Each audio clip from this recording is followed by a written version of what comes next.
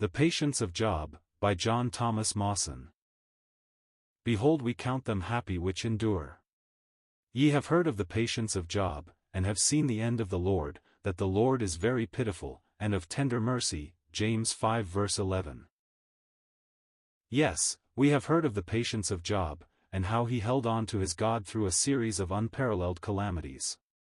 Satan, the adversary, had observed him for a long time and had been most evidently annoyed at his God-fearing and upright life. If he could have destroyed him he would have done it, but he had to confess that God had put a hedge about him which he could not break down or surmount.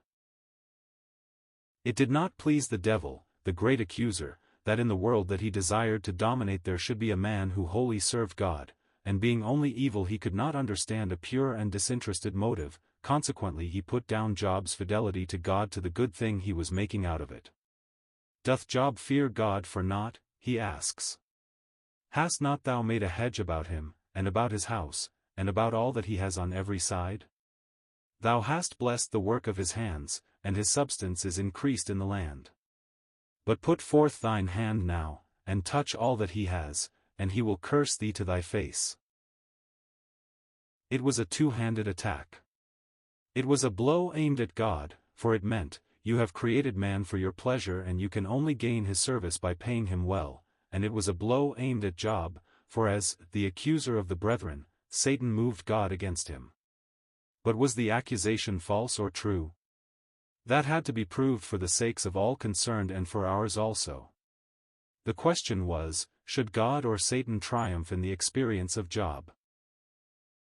The hedge that surrounded this man of God was removed and Satan was allowed to do with him as he pleased within the limits of God's will.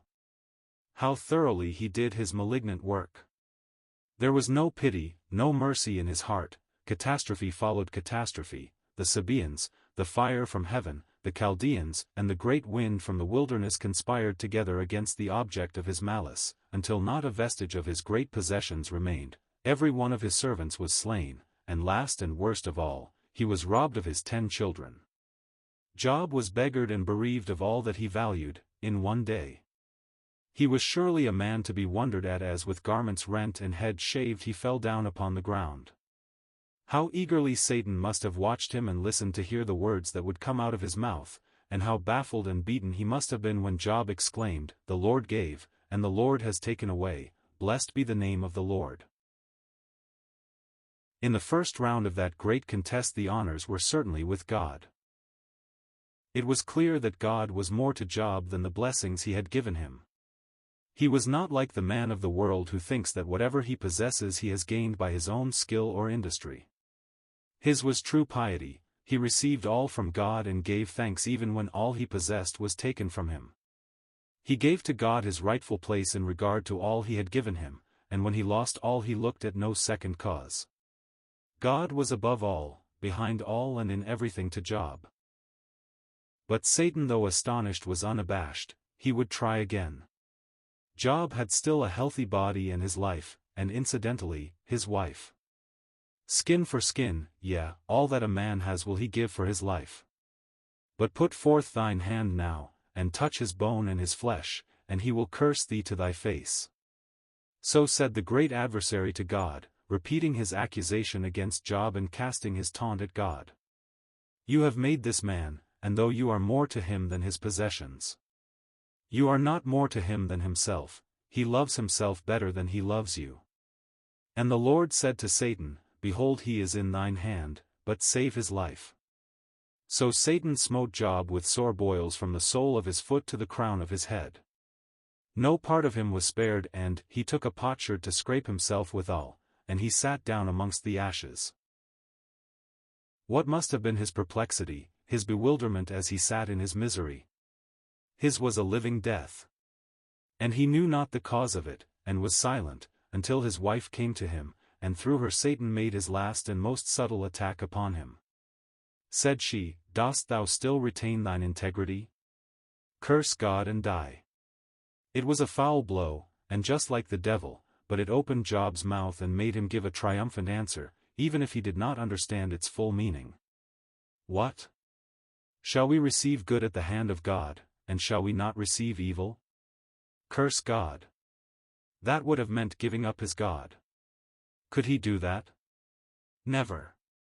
He could lose everything, but not his God.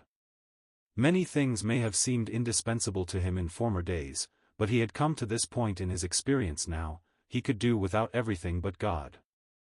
God alone was indispensable to Job, so that he cried out later in his agony yet earnestness of soul, though he slay me yet will I trust in him. Thus did Job endure, in this was his patience seen and Satan is heard of no more in the story, he had nothing more to say, he was silenced by Job's faith in God, and he left him to God in whom he trusted, and he is very pitiful and of tender mercy. He will surely give a full compensation for all suffering that has been suffered according to his will and in the learning of his ways for our final good. Job was compensated here for, the Lord blessed the latter end of Job more than the beginning, and his former wealth was doubled, and his children were restored to him, and his daughters were fairer than any women in the land and their names meant peace and fragrance and beauty. And moreover he prayed for his friends, and his brethren and sisters who had forsaken him in his calamity returned to him, and he went down at last to an honored grave, being old and full of years. The end of the Lord is not reached for us in this life. The New Testament has revealed to us a life beyond this, and as we realize this we shall be patient and endure. For which cause we faint not, but though our outward man perish, yet the inward man is renewed day by day. For our light affliction, which is but for a moment, works for us a far more exceeding and eternal way of glory, while we look not at the things which are seen but at the things which are not seen, for the things which are seen are temporal, but the things which are not seen are eternal. 2 Corinthians 4 verses 16 to 18.